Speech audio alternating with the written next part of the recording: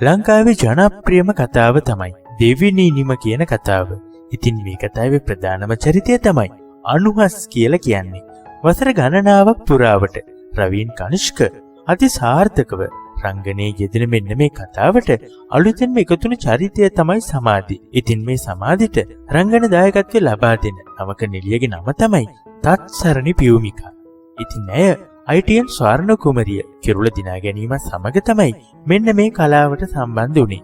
පසුව පාර දිගේ ජනප්‍රිය කියා දෙන ආදරයේ තරම් කතා තුළින් ඇගේ ජනප්‍රියත්වය තව තවත් වර්ධනය කරගන්න ඇයට පුළුවන්කම ලැබුණා. ඉතින් මේ වෙද්දි රවීන් සහ තත්සරණි පිළිබඳ සමාජයේ වැඩි කතාබහක් ඇති වෙලා තියෙන්නේ. ඔවුන් දෙදෙනා රහසේම විවාහ වීමත් සමග තමයි. ඉතින් රවීන් කනිෂ්ක තමන්ගේ අනාගත සහකාරිය විදියට තත්සරණි පියුමිකාව තෝරාගෙන තියෙනවා.